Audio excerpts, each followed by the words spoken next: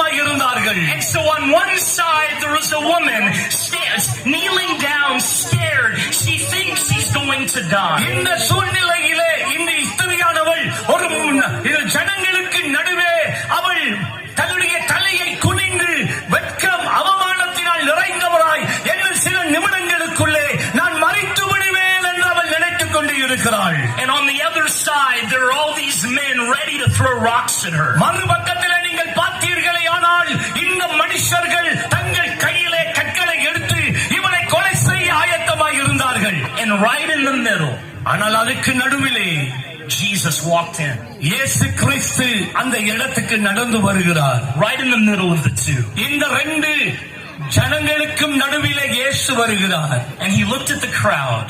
இந்த ஜனங்களை அவர் பார்க்கிறார். They were going to kill her. இவளை கொல்லுவதற்கு ஆயத்தப்பட்டு இருக்கிறார்கள். And he said, listen.